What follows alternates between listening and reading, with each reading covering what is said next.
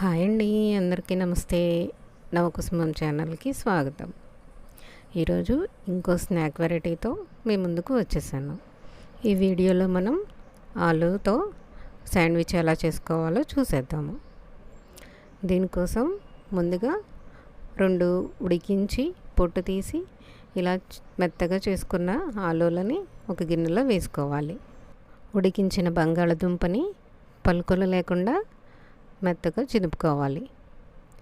తర్వాత దీనిలో చిన్నగా కట్ చేసి పెట్టుకున్న ఉల్లిపాయ ఒకటి వేయాలి. ఇప్పుడు ఇంకా 2 పచ్చిమిర్చి, అవి కూడా చిన్న చిన్న ముక్కలుగా చేసుకొని వేసుకోవాలి. తర్వాత ఒక క్యారెట్ తురుముకొని వేసుకోవాలి. ఇప్పుడు 1/2 tablespoon garam masala, 1/2 tablespoon ధనియా పౌడర్, 1/2 టేబుల్ స్పూన్ సాల్ట్, ఇంకా 1/2 tablespoon red chilli powder వేసుకోవాలి. ఇవన్నీ వేసిన తర్వాత 1 టేబుల్ స్పూన్ నిమ్మరసం కూడా వేసుకొని ఇవన్నీ బాగా కలిసేలాగా ఈ మిశ్రమాన్ని కలుపుకోవాలి.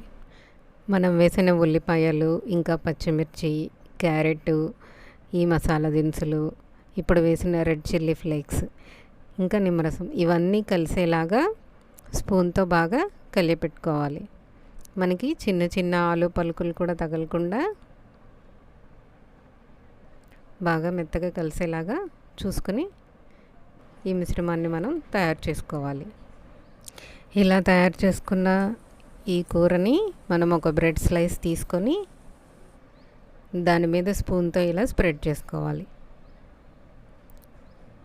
మొత్తం స్లైస్ మొత్తం కవర్ అయ్యేటట్టు మనం ఈ మిశ్రమాన్ని స్ప్రెడ్ చేసుకోవాలి. దానిపైన ఇంకో బ్రెడ్ స్లైస్ పెట్టేసేయాలి. ఇలాగే ఇప్పుడు ఇంకో బ్రెడ్ స్లైస్ తీసుకొని దాని మీద కూడా ఈ మిశ్రమాన్ని స్ప్రెడ్ చేసుకొని ఈ రెండింటిని మనం తయారు చేసుకొని పక్కన పెట్టుకోవాలి.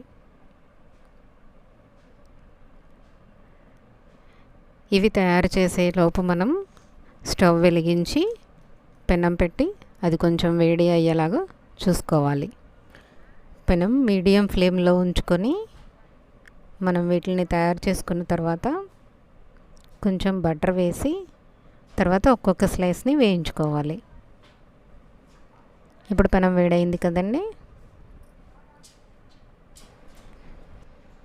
ఇప్పుడు పెనం మీద బటర్ వేసి ఈ స్లైస్ ఇలా పెట్టాను కదండి, దీన్ని మీడియం ఫ్లేమ్ మీద ఇలా 1 సైడ్ 1/2 మినిట్ వేయించుకున్న తర్వాత మళ్ళీ ఇప్పుడు ఇంకోవైపు టర్న్ చేసుకోవాలి. టర్న్ చేసిన తర్వాత ఇప్పుడు మళ్ళీ 1 స్పూన్ బటర్ వేసి మొత్తం 4 సైడ్స్ దీన్ని తిప్పుకుంటూ ఉండాలి.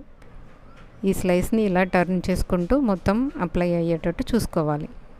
ఇలా ఒక 1/2 మినిట్ వేయించిన తర్వాత ఇప్పుడు మనం మళ్ళీ ఇంకోసారి ఇలా ఫస్ట్ సైడ్ తిప్పుకోవాలి. ఇలా మొత్తం 2 సైడ్స్ కొంచెం ఇలా 1/2 మినిట్ వేయించుకుంటూ ఉంటే మనకి కొంచెం క్రిస్పీ అయ్యి ఫ్రై అవుతూ ఉంటుంది. ఇలా మనకి కావాల్సినంత ఫ్రై అయిన తర్వాత దీనిని మనం హాఫ్కి కట్ చేసుకొని సర్వ్ చేసుకోవచ్చు. ఇలా హాఫ్కి కట్ చేసి ఇస్తే పిల్లలు కూడా తినడానికి ఇష్టపడతారు. దీన్ని సాస్తో కానీ టమాటో కెచప్తో కానీ సర్వ్ చేస్తే చాలా బాగుంటుంది. దీనిలో వాడిన ఐటమ్స్ కూడా మనకి అన్నీ ఇంట్లో ఈజీగా అవైలబుల్ అయ్యాయి కదండి, అందుకని ఈజీగా ప్రిపేర్ చేసేసుకోవచ్చు. ఇంకా చేసే ప్రాసెస్ కూడా చాలా ఈజీయే కదండి. మరి ఇంకెందుకు ఆలస్యం, ఈ టేస్టీ స్నాక్ని తయారు చేసేసి టేస్ట్ చూసేసేయండి. మరి థ్యాంక్ యూ ఫర్ వాచింగ్.